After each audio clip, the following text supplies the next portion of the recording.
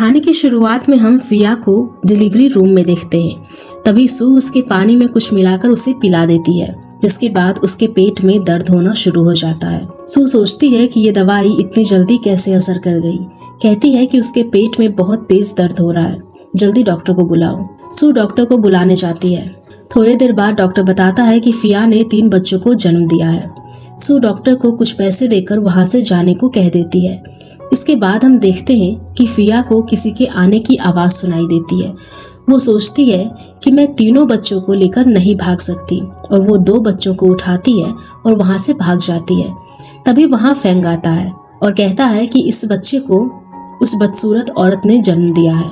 इसके बाद हमें 10 मंथ्स पहले का सीन दिखाया जाता है, जहाँ फेंग एक जगह पर घायल पड़ा होता है। फिया उसकी जान बचाती है और उसके साथ इंटीमेट होती है।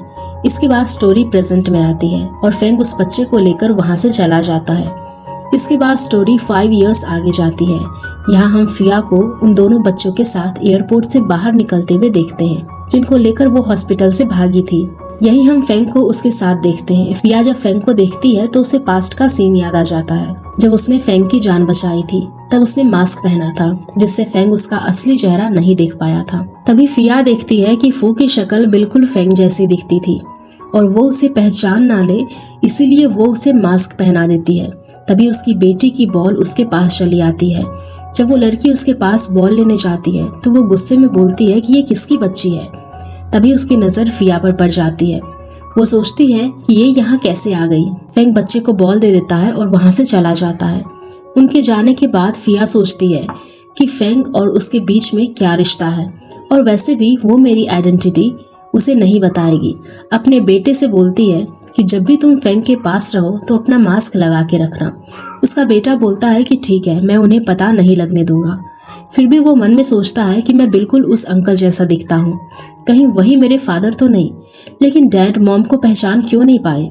जरूर ये इस औरत की वजह से हुआ होगा। फेंग को उसकी ग्रैंड मदर का कॉल आता है। वो उसे बताती है कि डॉक्टर फिया कल तुम्हारी कंपनी ज्वाइन करेगी, तुम उन्हें पिक कर लेना और उसे घर में रहने के लिए देना। इसके बाद सू रिसेप्शन पर जाकर रिसेप्शनिस्ट से रिक्वायरमेंट लिस्ट मांगती है, जहां फिया वहां आती है और कंपनी के अंदर जाने लगती है। सू उसे देखकर रिसेप्शनिस्ट से बोलती है कि ऐसे कोई भी इंस्टीट्यूट के अंदर घुस जाएगा क्या? कुछ दिनों पहले इंस्टीट्यूट में बहुत सी कीमती चीजें चोरी हो गई है। फिया उसे कहती है कि मुझे तो चोरी करने में कोई एक्सपीरियंस नहीं है, लेकिन शायद तुम्हें है। सू रिसेप्शनिस्ट से गार्ड को बुलाने को बोलती है और इसे बाहर निकालने को बोलती है। तभी फिया उसे अपना नाम बताती है। नाम सुनकर कुसू बोलती है, मिस फिया इंस्टीट्यूट नहीं, स्पेशल कंसल्टेंट है और वो आज से ज्वाइन कर रही है। तभी फेंग आता है। फेंग फिया को देखकर सोचता है कि ये यहाँ क्या कर रही है, क्या ये कोइंसिडेंस है या फिर इंटेंशनली है। रिसेप्शनिस्ट फेंग को बताता है कि मिस फिया इंस्टीट्यूट की न्यू कंसल्टेंट है। फिया रिसेप्शनिस्ट से उसे रिसर्च रूम में ले जाने को बोलती है। तभी फेंग फिया से कहता है कि तुम काम खत्म करने के बाद मेरे घर चलना, ग्रैंड मॉम ने तुम्हें घर पर रखने के लिए कहा है। ये सुनकर सू बहुत जेलस होती है। फिया कहती है कि ठीक है। फिर जब फिया काम कर रही होती है तभी फेंग उसके पास जाता है। फिया उसे कहती है कि अगर मैं आपके घर पर रहूंगी तो सू बहुत जेलस होगी। फेंग उसे पकड़ लेता है और उसके करीब जाने लगता है। तभी उसे फिया के नेक पर तिल दिखता है, जैसा उसने उस लड़की के नेक पर देखा था जिसने उसकी जान बचाई थी। फेंग फिया की शर्ट हटाने लगता है। फिया कहती है कि आप ये क्या कर रहे हैं? फेंग सोचता है कि ये वो लड़की नहीं है, वो तो बहुत अगली थी। फेंग फिया से कहता है कि तुम बहुत अगली हो। फिया कहती है कि इससे आपका क्या लेना देना। फिया वहाँ से चली जाती है। इसके बाद हम दोनों को फेंग के घर पर देखते हैं। फिया उसे पूछती है कि आप मुझे यहाँ क्यों लेकर आए। तभी मेड आती है और बोलती है कि मिस्टर फेंग, आपके बेटे की हेल्थ बहुत खराब है, जल्दी आइए। ये सुनकर फिया सोचती है कि ये वही तीसरा बच्चा होगा जिसे मैं हॉस्पिटल में छोड़कर गई थी। दोनों भागकर उसके पास जाते हैं। डॉक्टर फेंग से बोलता है कि आपकी बेटे की डिसीज बहुत बढ़ गई है, अब मैं हेल्पलेस हूँ। तभी फिया उसके पास जाती है और उसे अपने गोद में बिठा लेती है, जिससे वो थोड़ा रिलैक्स होता है। फेंग सोचता है कि ये उसने कैसे किया। फिया उसे बाहर जाने को बोलती है और इसके बाद फिया उस बच्चे को सुलाकर बाहर आती है। फिया फेंग से पूछती है कि इसे क्या हुआ है। फेंग बताता है कि इसकी तबीयत पिछले 2 सालों से बहुत खराब चल रही है। फेंग कहता है कि तुम्हारी वजह से उसे थोड़ा रिलीफ मिला है, क्या तुम उसे ठीक कर सकती हो? मैं इसके बदले तुम्हें पैसे दे दूंगा। फिया कहती है कि ठीक है। इसके बाद हम देखते हैं कि जब फिया अपने बच्चों के साथ कार से कहीं जा रही होती है, तभी फेंग की कार उसकी कार के बाजू में रुकती है। तो फू लू को देखते हैं। दोनों कहते हैं कि मेरी शक्ल इससे क्यों मिलती है।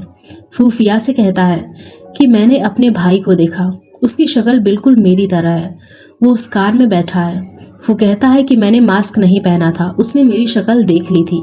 फिया सोचती है कि लू कहीं ये बात फेंग को नहीं बता दे, नहीं तो मेरी सच्चाई उसे पता चल जाएगी।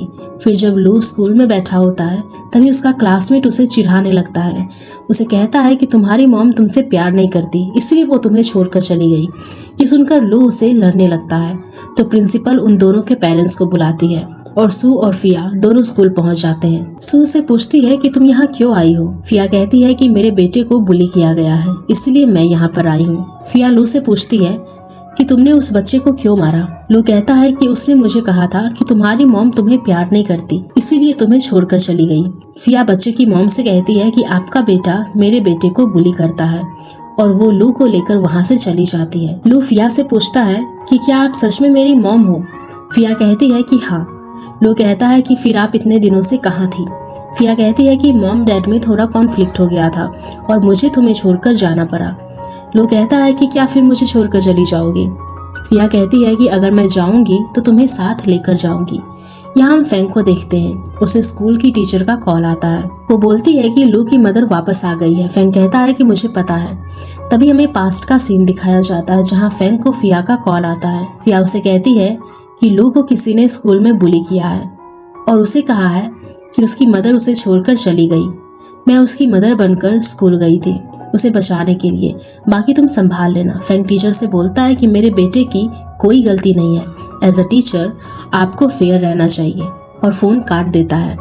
इसके बाद वो घर जाता है, जहाँ फिया लू के साथ खेल रही होती है। लू से कहता है कि चलो मॉम, हम मेरे रूम में जाकर खेलते हैं। फिर जब फेंग अकेला बैठा होता है, तभी सू वहाँ आती है और उसके लिए सूप लेकर आती है। वो जानबूझकर सूप अपने ऊपर गिरा देती है ताकि उसकी ड्रेस खराब हो जाए। वो फेंग से कहती है कि मैं अपनी ड्रेस साफ करके आती हूँ। थोड़ी देर बाद सू टॉवल में फेंग के पास आती है, उसे सेड्यूस करने की कोशिश करती है, लेकिन फेंग उससे दूर हो जाता है और मेड से सू को कपड़े देने को बोलता है। सू चेंज करके चली जाती है। तभी फिया वहाँ आती है और फेंग के साथ फ्लर्ट करने लगती है, उसका हाथ पकड़ लेती है। सू ये देखकर बहुत जेलस होती है। तभी फिया फेंग को अपना तिल दिखाती है। ये देखकर फू उसे गोद में उठाकर अपने रूम में ले जाता है और किसी चीज से जबरदस्ती उसका तिल मिटा देता है और सोचता है कि अब मुझे उस लड़की के बारे में ख्याल नहीं आएगा। इसके बाद फिया वहाँ से चली जाती है। फेंग अपने असिस्टेंट को कॉल करके उससे पूछता है कि मैंने तुम्हें जिस लड़की को ढूंढने बोला था, क्या वो मिली।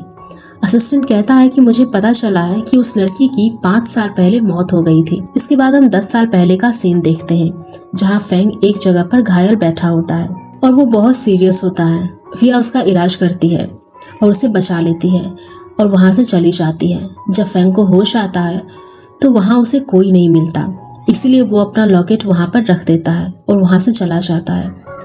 थोड़ी देर बाद सू वहाँ पर आती है और उसे वो लॉकेट मिल जाता है। फिर वो फेंग के पास आती है, उसे लॉकेट दे देती है, उसे झूठ बोलती है मैंने तुम्हारी जान बचाई थी। इसके बाद स्टोरी प्रेजेंट में आती है।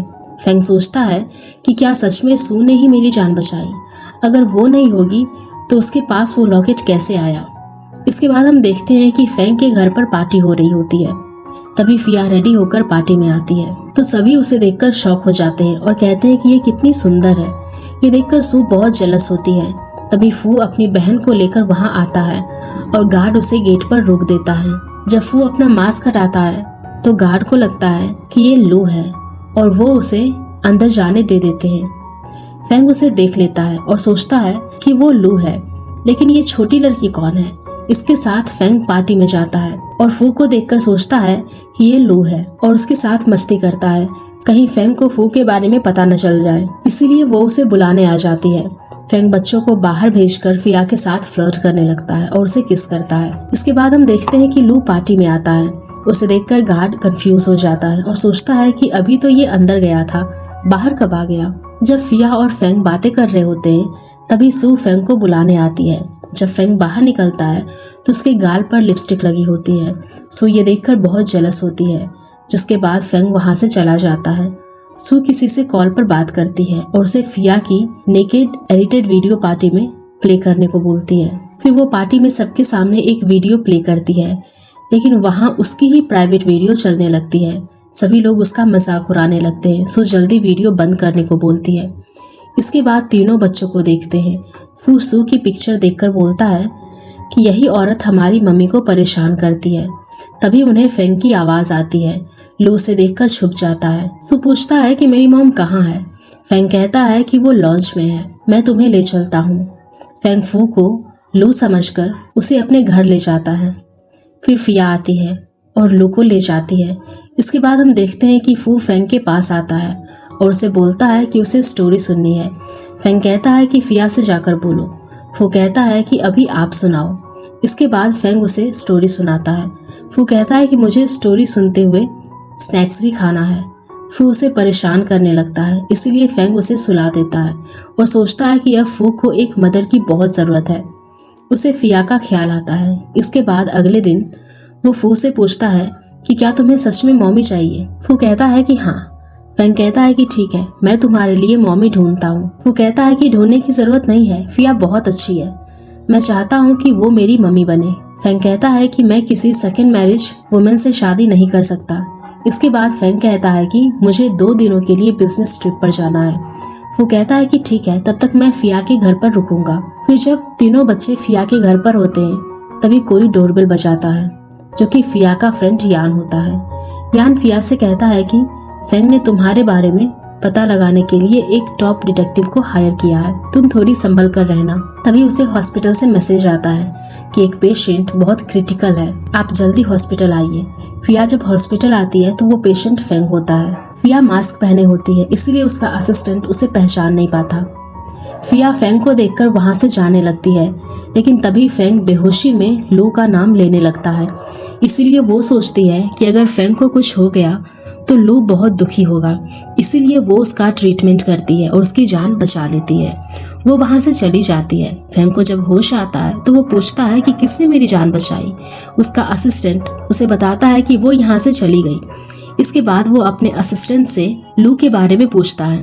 उसका असिस्टेंट उसे बताता है कि लू फिया के घर पर है। वो उसे फिया के घर चलने को बोलता है। फेंग फिया के घर जाता है। यान घर खोलता है। फेंग उसे पूछता है कि तुम कौन हो। यान कहता है कि तुम मेरे घर में मुझे ही पूछ रहे हो कि मैं कौन हूँ। फेंग और यान लड़ने लगते हैं। तभी फिया आती है और उन्हें रोकती है। तभी लू उसके पास आता है। फेंग अपने असिस्टेंट से लू के लिए नूडल्स लाने को बोलता है। इसके बाद फिया लू को सुला रही होती है। तभी फेंग रूम में आता है। फिया कहती है कि उसे थोड़ा सो लेने दो, फिर उसे घर ले जाना। तभी एक आदमी इस घर के पेपर लाकर फेंग को दे देता है और कहता है कि आज से ये घर आपका है। फिया फेंग से कहती है, क्या तुमने ये घर खरीद लिया। फेंग कहता है कि तुम यहाँ रह सकती हो, लेकिन ये आदमी यहाँ नहीं रह सकता। तभी यान को कॉल आ जाता है।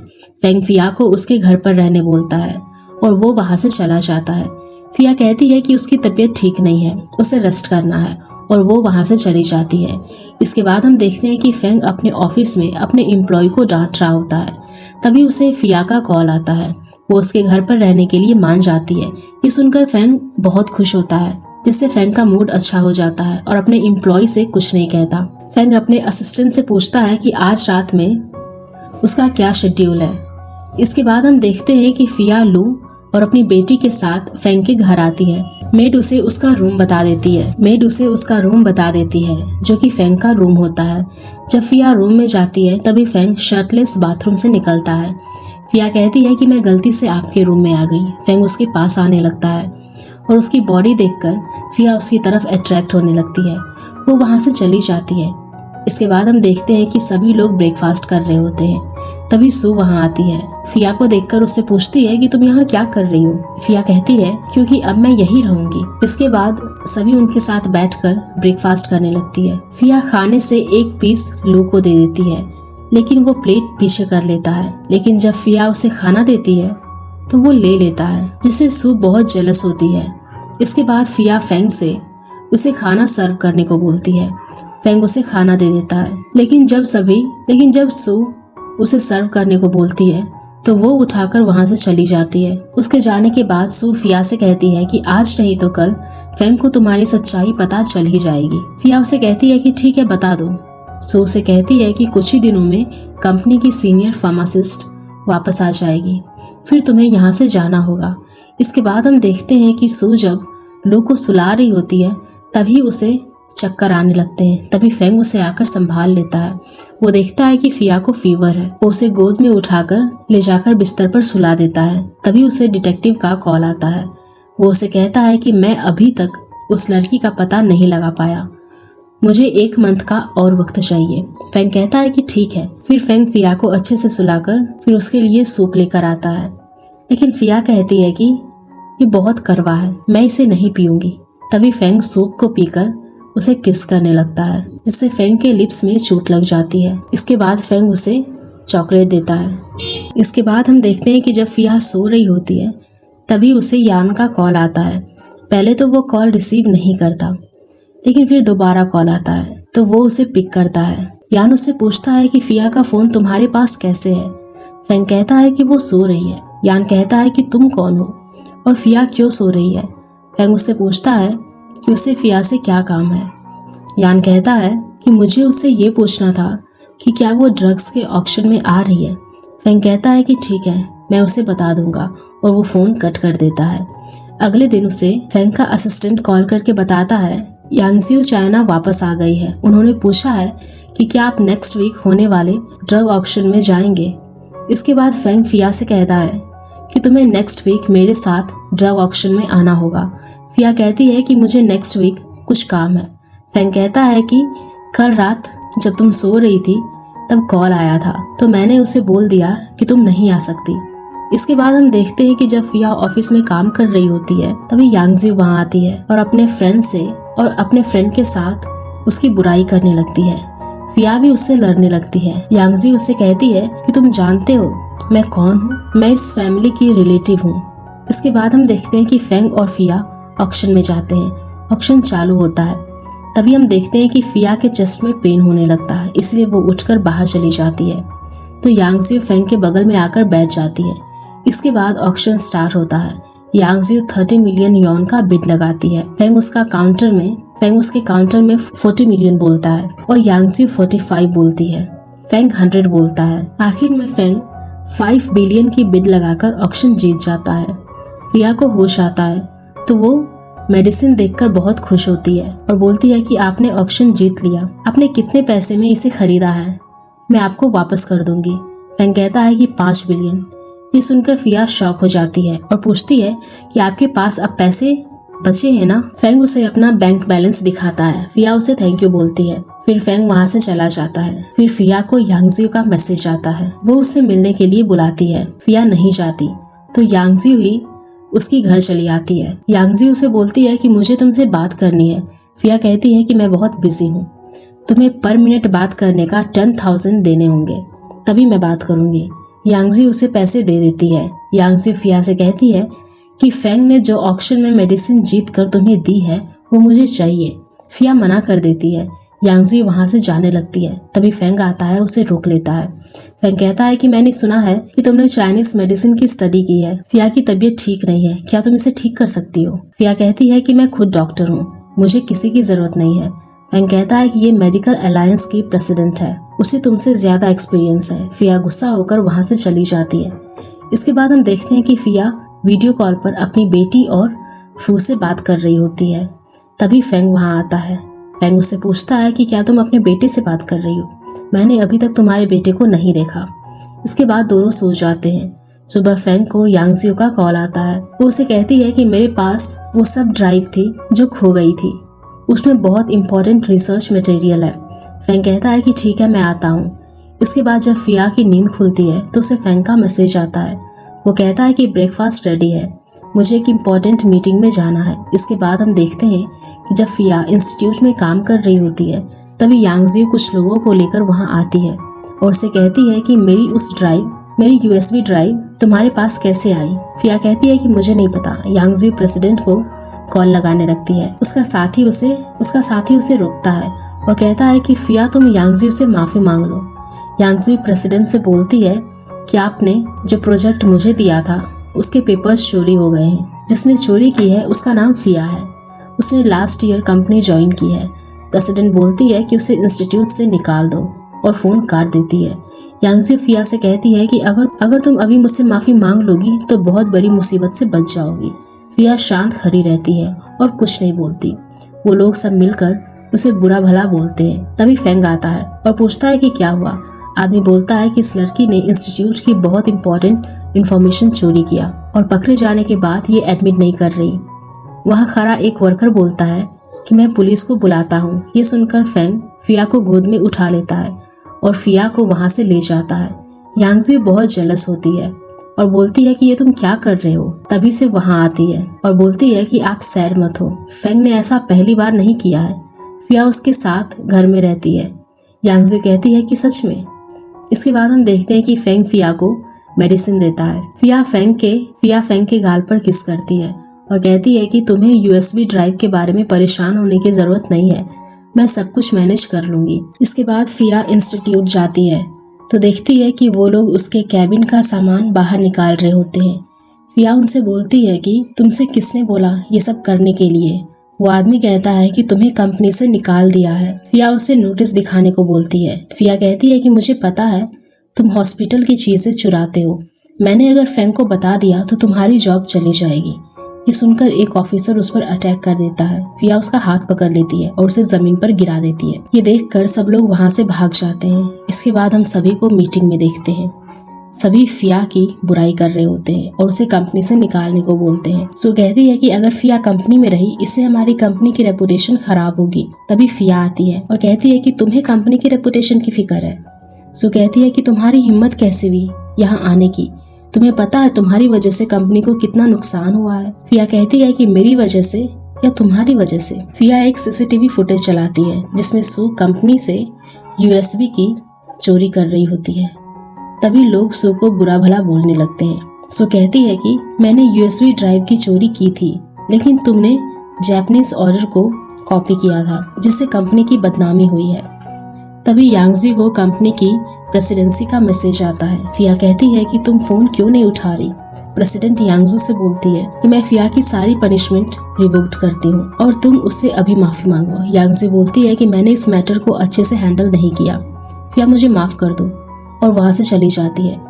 फिर फिया से कहती है कि तुमने आखिर यूएसबी क्यों चुराई। तो कहती है मैं वो नहीं हूँ, वो वीडियो फेक है, तुम्हें अभी कंपनी से रिजाइन करना होगा। सो कहती है कि मैंने 10 साल पहले तुम्हारी जान बचाई थी, तुम मेरे साथ ऐसा नहीं कर सकते। फेंग कहता है कि मैं तुम्हें उसके बदले पैसे देता हूँ, लेकिन तुम्हें अभी इंस्टीट्यूट छोड़ना होगा।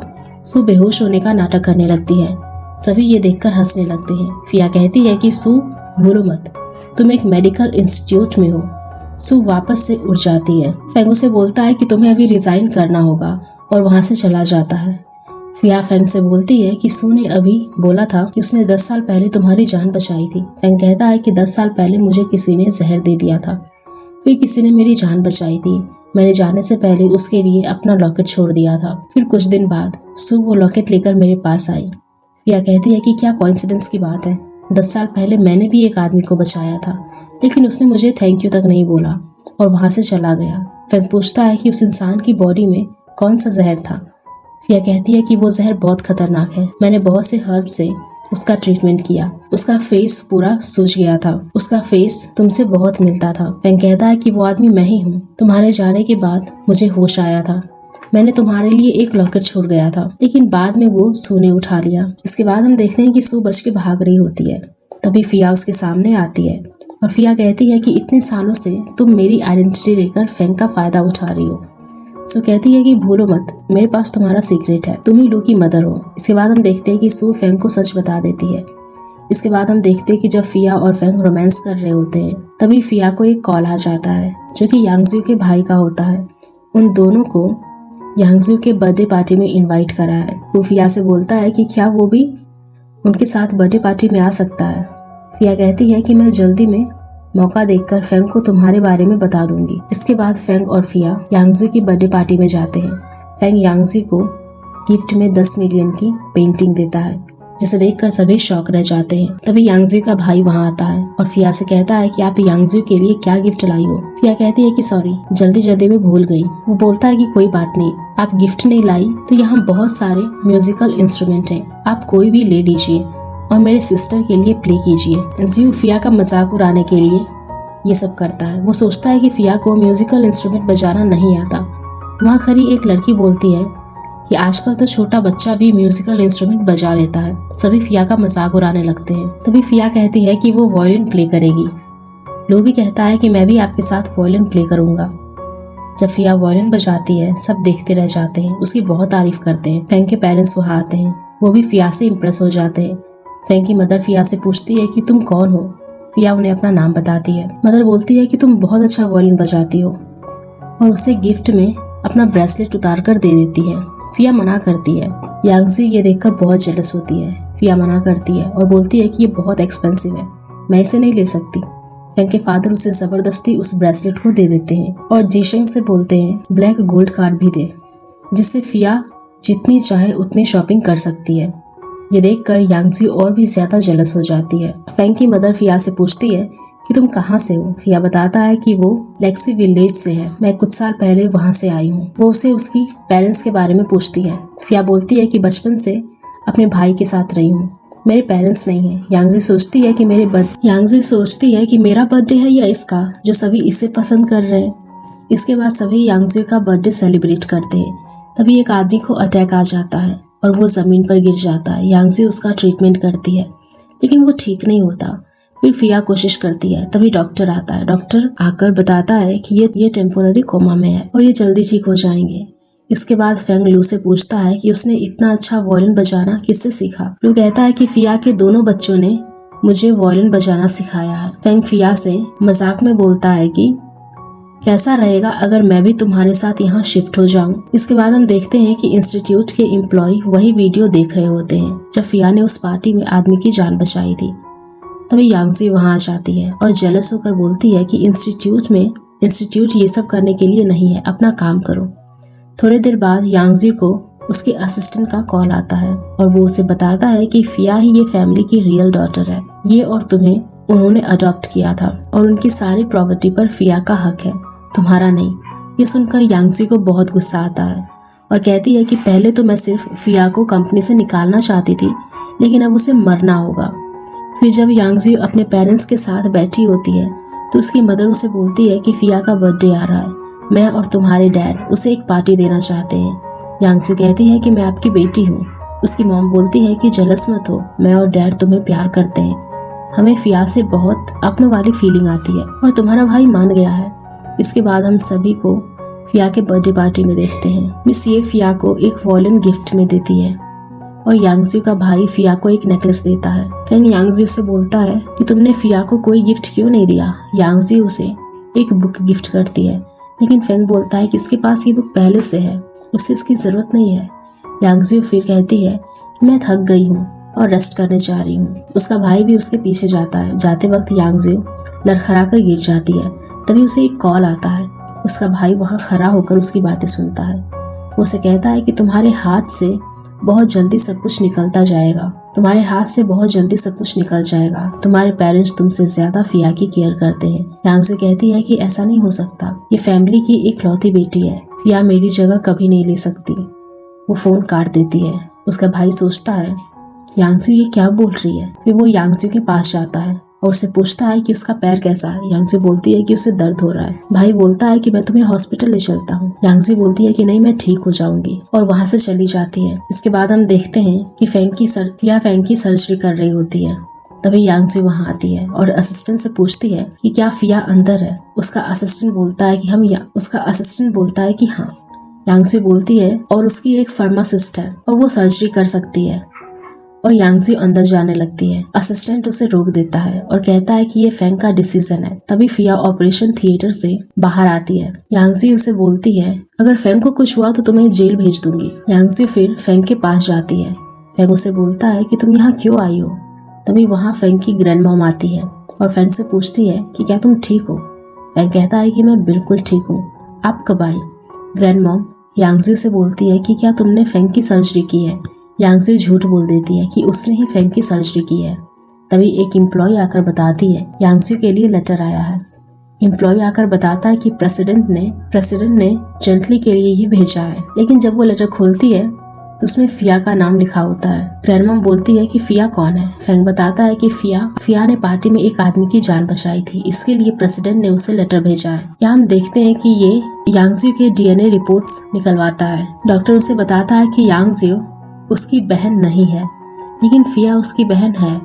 इसके बाद ये यांगजियो के पास जाता है और उसे बताता है कि फिया उसकी बायोलॉजिकल सिस्टर है। इसके बाद हम देखते हैं कि कंपनी के बोर्ड डायरेक्टर कहते हैं कि फेंग ने फिया की वजह से यांगजियो को कंपनी से निकाल दिया। यांगजियो ये फैमिली की डॉटर है। एक लड़की की वजह से ये फैमिली को नाराज करना सही नहीं है। अगर कोई नुकसान होगा तो उसकी जिम्मेदारी कौन लेगा। तभी ग्रैंडमॉम वहाँ आती है।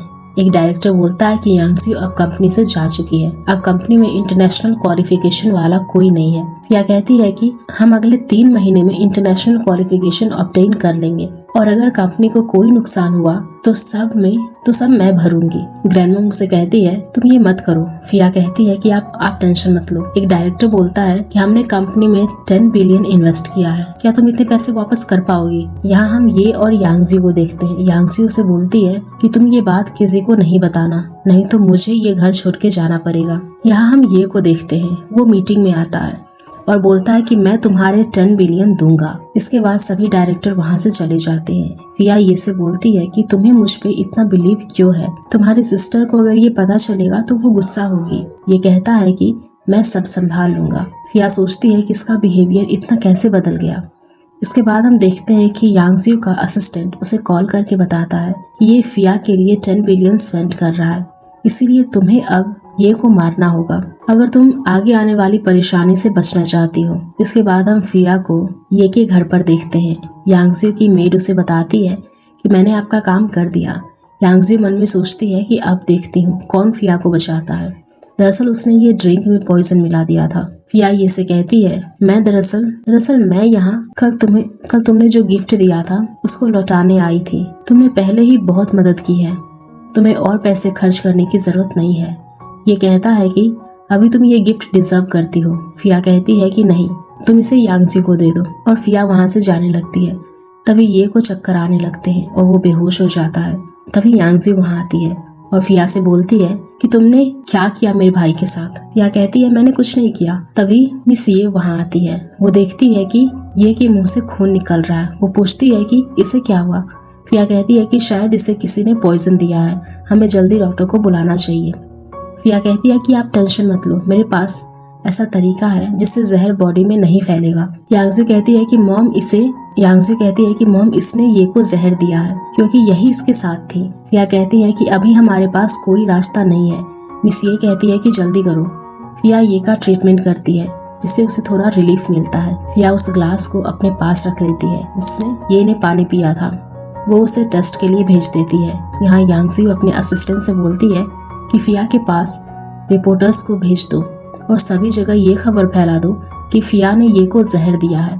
फेंग का असिस्टेंट उसे बताता है कि ये को फिया ने पॉइजन दिया है। ये खबर न्यूज में फैल गई है। तभी फेंग को बोर्ड डायरेक्टर का फोन आता है और उसे बोलता है कि सभी बोर्ड डायरेक्टर इसे बहुत नाराज हैं और कंपनी को बहुत नुकसान हुआ है। इसके बाद हम देखते हैं कि फिया को बहुत सारे रिपोर्टर्स घेर लेते हैं और उसे बोलते हैं कि तुमने ये को इसीलिए पॉइजन दिया क्योंकि उसे तुम्हारे बारे में कुछ शेमफुल पता लग गया था और उसे मारने लगते हैं। फिया कहती है कि तुम में से कोई मेरे साथ एक कैमरा लेकर मेरे साथ चलो। फिया उसे लेकर यांगजियो के पास जाती है। तभी आकर बताता है कि ये की हालत बहुत कॉम्प्लिकेटेड है, हमारे पास इसका कोई इलाज नहीं है। ये सुनकर मिस ये को चक्कर आने लगता है। फिया डॉक्टर से कहती है कि मैं उसे ठीक कर सकती हूँ। डॉक्टर कहता है कि तुम एक मर्डरर हो।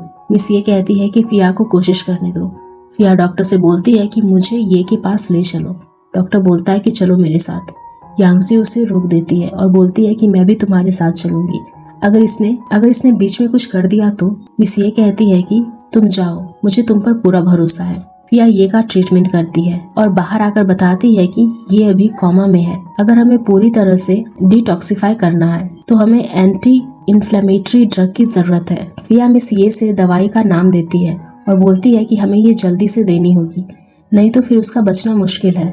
इसके बाद फिया यांगजियो से बोलती है कि आखिर तुमने ये को जहर क्यों दिया। यांगजियो बोलती है कि तुम क्या बोल रही हो, मैं अपने भाई को जहर क्यों दूंगी। मिस ये कहती है फिया तुम्हें कोई मिसअंडरस्टैंडिंग हो गई है। ये और यांगजियो तो एक दूसरे से बहुत प्यार करते हैं, तभी फेंग वहाँ आता है। वो बोलता है कि हमने उस ग्लास का टेस्ट किया था और उसमें पॉइजन मिला है, जिससे इंसान को हार्ट अटैक आता है। फेंग सभी को सीसीटीवी फुटेज दिखाता है जिसमें यांगजी ग्लास में जहर मिला रही होती है। मिस्टर ये कहते हैं कि तुम अपने भाई के साथ ऐसा कैसे कर सकती हो। तभी फिया उसे रिपोर्टर को सामने आने को बोलती है, जिससे वो अपने साथ लाई थी, जो कि इन सब चीजों को लाइव चला रही थी। मिस्टर ये यांगजी उसे फिया से माफी मांगने को बोलते हैं। फिया उसे थप्पड़ मार देती है और कहती है कि यही तुम्हारा सबक है। इसके बाद हम देखते हैं कि जब हॉस्पिटल में कोई नहीं होता तो यांगजी ये को मारने जाती है। वो उसे इंजेक्शन लगाने वाली होती है कि तभी ये उसका हाथ पकड़ लेता है। सभी लोग वहाँ आ जाते हैं। मिस ये बोलती है, तुम ऐसी शेमलेस हरकत कैसे कर सकती हो। इसके बाद हमें पास्ट का सीन दिखाया जाता है। जब फिया ये का ट्रीटमेंट करने गई थी तब वो ठीक हो गया था। तब उन दोनों ने मिलकर प्लान बनाया था। ये सबको बताता है कि मॉम डैड यांगजी आपकी बेटी नहीं है। यांगजी बोलती है कि ये तुम क्या नॉनसेंस बातें कर रहे हो, मैं इनके साथ 20 सालों से रह रही हूँ। ये कहता है कि फिया आपकी असली बेटी है। मिस्टर ये फिया से बोलते हैं, हम अब तुम्हारी आइडेंटिटी पब्लिकली अनाउंस कर देंगे कि तुम मेरी बेटी हो। मैं एक डिनर पार्टी रखता हूँ, वहाँ तुम्हें सबसे इंट्रोड्यूस करवा दूंगा। इसके बाद फिया फेंग को अपने घर ले जाती है और उसे फू से मिलवाती है और उसे बताती है यही तुम्हारा तीसरा बच्चा है। फेंग उन्हें देखकर बहुत खुश होता है और फिया को हक करता है। और इसके बाद हम देखते हैं कि मिस ये और मिस्टर ये बात कर रहे होते हैं कि हम कंपनी के 10% शेयर फिया को देंगे और यांगजियो उनकी बातें छुपकर सुन रही होती है। मिस ये बोलती है कि फिया ने बहुत प्रॉब्लम सही है, इसीलिए हमें उसे और देना चाहिए और वो डिसाइड कर दें कि फिया को कंपनी के 15% शेयर दे देंगे। इसके बाद वो फाइल वहीं छोड़कर वहाँ से चले जाते हैं। तभी यांगजी वहाँ आती है और वो कंपनी की प्राइवेट इंफॉर्मेशन लीक कर देती है और सोचती है कि इससे उन्हें मिलियंस का नुकसान होगा। तभी उन्हें मेरी इम्पोर्टेंस समझ आएगी। इसके बाद मिस्टर एंड मिसेस ये फिया के घर गिफ्ट्स लेकर जाते हैं। फेंग वहाँ होता है। ये उससे पूछता है कि तुम यहाँ क्या कर रहे हो। फेंग बोलता है कि ये मेरी गर्लफ्रेंड है। मिस ये फिया से कहती है कि तुम इन शेयर्स के बारे में सोचकर हमें बता देना। फिया कहती है कि ठीक है। इसके बाद हम देखते हैं कि फिया यांगजी के पास जाती है और उसे बोलती है कि तुम्हारे पास जो कंपनी के शेयर्स हैं वो मुझे ट्रांसफर करो, तुम्हारा उस पर कोई हक नहीं है। यांगजी उसे शेयर ट्रांसफर कर देती है। मिस्टर ये कहते हैं कि मैं भी तुम्हें 10% शेयर और देता हूँ। ये भी अपने में से फिया को 5% शेयर दे देता है, जिससे वो कंपनी की लार्जेस्ट शेयर होल्डर बन जाती है। तभी फेंग वहाँ आता है और फिया को सभी के सामने प्रपोज करता है। फिया भी मान जाती है और वो उसे रिंग पहनाता है और दोनों हक करते हैं। फेंग भी कहता है कि मैं भी अपनी कंपनी के 50% शेयर फिया को देता हूँ। क्या तुम्हारी ग्रैंड मॉम को इसके बारे में पता है? फेंग कहता है हाँ, ग्रैंड मॉम मान गई है। यांगजियो ये देखकर बहुत जेलस होती है। तभी एक एम्प्लॉय बोलता है कि हमें कंपनी में यांगजियो जैसे टैलेंट की जरूरत है, आप उसे ऐसे कंपनी से नहीं निकाल सकते। मिस्टर ये बोलते हैं कि इसने अपने भाई को मारने की कोशिश की है, मैं इसे माफ नहीं कर सकता और यांगजियो को वहाँ से जाने को बोल देते हैं। यांगजियो बाहर जाकर किसी को कॉल करती है और उसे बोलती है कि मेरे पास ये फैमिली के कॉन्फिडेंशियल इंफॉर्मेशन है, तुम इसे लेने के लिए कितने पैसे दोगे। इसके बाद फिया और फेंग अपने बच्चों के साथ ग्रैंड मॉम के पास जाते हैं।